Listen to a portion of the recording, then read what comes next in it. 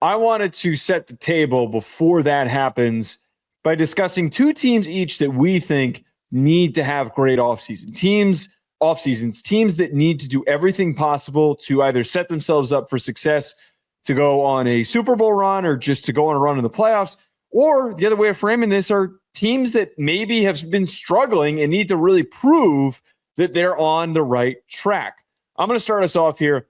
I think that there is no more prove-it team than the Carolina Panthers for this upcoming year for multiple reasons. If we just look at it purely for Bryce Young, who finished the year with a great game in the playoffs against the Rams, but had a super up and down 2025 with the speculation on, is he the guy for the future? Is he the guy to build around? This offseason needs to set him up by developing a supporting cast that he is going to be able to use to succeed. I also think that when you're going into year 3, Canales has shown that he is setting this team up for success. But if they fall short and they start to show that they're struggling, maybe ownership rethinks if he is the right man for the job. The third year for any head coach, I think, is the most important for establishing momentum towards becoming a consistently winning team. Just looking ahead to what they have on the table for free agency, they have $12 million in cap space, the 19th most cap space. The only two guys that were really notable that I think that they would consider re-signing, bring back Cade Mays is super important. Maybe bring back Rico Dowdle. I don't think that you need to, depending on the asking price. But overall, Panthers need to crush the draft and free agency. It's a huge testament pulling yourself up out of the cellar, which they did. Congrats. You used to be a total embarrassment team, Carolina, and now you have a little bit of respect. Oh, you made the playoffs. Made the playoffs when no one has expected you to. That's great. That's great. It's a good story. It's a good story, but it's only a story if it happens one year. And if you let it falter and go away, we're all just going to be sitting here. Remember that one year when Carolina made it with Bryce Young? That was weird. Then you're a trivia question. You don't want to be that. You want to be a consistent winner. Carolina definitely has the pressure on them. Similarly, Joseph, my first team that must win the offseason, the Washington Commanders. They are in a desperate must-need situation. One, new money fans have to be appeased because they were so bad for so long. They had 1 year with a phenomenal rookie quarterback, Jaden Daniels, and then everybody thought that they deserved the Super Bowl and everything that comes with being a Super Bowl champion. You went to a championship game, that's great. You had a terrible year last year. Dog awful year last year. Now, new money fans calling for the head of Dan Quinn. Mistake. But it's a relentless group that needs to be appeased. They weren't given a proper team last year. Top to bottom, they weren't. It was an old team. I knew it. They didn't know it. They didn't know that this year wasn't going to be good. I did. It was too old of a team. So you got to get younger. They need severe help at the running back room, unless you think Ja'Cory Cross-Merritt is going to be like the guy next year. No, he's a good second running back. He's a running back too that can catch it out of the backfield and with a little shake. That's really good to have a guy like that on the team. You need a real running back one. You also are desperately in need of wide receiver and tight end help. The fat Debo experiment didn't work. Zach Ertz, old and got his knee obliterated in like the last week of the season from a Marcus Mariota hospital ball. So Jaden Daniels needs help. It can't just be Terry and the cast-offs. Second best receiver in the room is Luke McCaffrey after Debo, if they were to re-sign him, which I don't expect them to. Also, they need a defensive back terribly. So they need help huge. They need to take 3 big swings and hit on 2 of them. They get back in the playoffs if they hit on 2 of them. That's get a good running back, get a good wide receiver, get a good defensive back. If you only hit on 1 of the 3, you're in serious trouble again.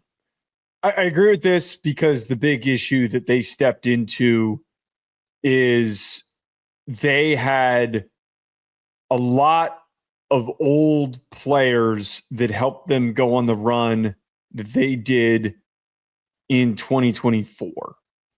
They need to get as young as possible, I think, at a lot of positions. The draft is the key for them reaching their potential. I know that a lot of people want them to look to defense, but Jeremiah Love's on the board. How could you imagine? When they're picking, I think that him in Washington would be unbelievable. Good cut up today. We'll see. Well, I only posted one. It was one clip I posted. Oh, it was nice. I could cut clips of him for hours. I think he's got hours worth of clips that I would watch. Yeah, it's impressive. He is an unbelievable player. So I like the idea of maybe them going and getting Jeremiah Love. That would be super intriguing. Next team I want to bring up here, Cincinnati Bengals. There is other team that's just a complete and utter no-brainer. Zach Taylor on his last legs. A lot of people thought he was going to get fired.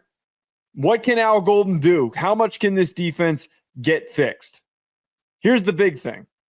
They have $53 million of cap space, the seventh most cap space of teams entering free agency. That means they're going to be able to, if they choose to, spend some money. They need to add athletes to their defense now. I can't imagine that they're going to bring back Trey Hendrickson. We're going to talk about that in a little bit. That would open up a lot of space for them to go spend some money on some veteran type players that will round out a group that was young, very disorganized, inconsistent, and a complete and utter mess.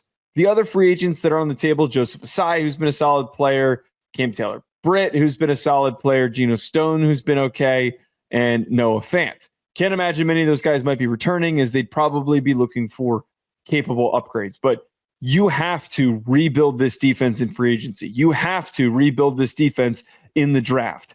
They cannot continue to piddle around and expect the same results by being cheap. They need to spend as much money as possible. Otherwise, Taylor will be going elsewhere, and they will be hiring a new head coach at the end of the season. Yeah, huge, massive year. Mondo even year for the Bengals. We're expecting a more down Steelers team with Mike McCarthy in year one. You cannot, Cincinnati, you cannot place lower in your division than Pittsburgh next year. There is literally no excuse. You are outclassing them at every, just about every mattered field on offense, in a talent gap that is immeasurable at quarterback. It's a playoff season or bust. And even if they make the playoffs, if they stink it up in the first week of the playoffs, wild card round, and get exposed or something, I think Taylor's still out, by the way. I really do. There's too much talent between the quarterback and the wide receivers to fall flat again. Yeah, Bengals need to get right badly. Pressure's on for my second team. The Baltimore Ravens need to get right. They need to make right decisions, especially with free agents. The draft, I'm going to treat them a little more gently because they draft so well. I'm not going to put myself in the position telling the Baltimore Ravens who to draft, when to draft them. They knock it out of the park every year. Does it convert to playoff wins? Not really. That's the confusing part. Why isn't it? Because I don't think they're signing the right impact free agents. I don't think they're doing what Washington did or what Seattle did this year, which is finding the right veterans to add to your team on the cheap. They also desperately need to re-sign Tyler Linderbaum at center. I am passionate about this. I hope that he doesn't. I'm praying that he enters the market and the Giants can go get him. Everybody wants this guy. He's a top 3 center in the NFL, and the NFL is getting scarcer and scarcer at quality centers. This is a dude that you pay your entire $22 million of cap. His expected whatever annual would be $17 million. Do it. Give him $17 million a year and figure it out. Looking at their free agent list, Ramont Jones, gone. DeAndre Hopkins, gone. Kyle Van Noy, gone. Ardarius Washington, gone. Everyone, clear out. Clear out. We got to pay the big fella up front because he's the only one keeping us together and telling Daniel Falele the plays. All right? You need to keep this guy. It is paramount to you making the playoffs and winning a playoff game to re-sign Tyler Linderbaum. Give him all the money. Give all the money to Tyler Linderbaum because Lamar isn't getting pressured up the middle. It is not on his account. Additionally, narrative side of things, it's time for Lamar to do something. It really is. The MVPs are great. He's established himself as probably a top 50 quarterback of all time, I would say, just in everything he's been able to do. But it's time to actually do something, Baltimore. Again, Pittsburgh's weaker. Joe just broke down Cincinnati being a generational possible disappointment. Why did you talk to me like that? That was one of the weirdest things that you've ever did. I kind of did a point and a look away. I wasn't. Joe just put.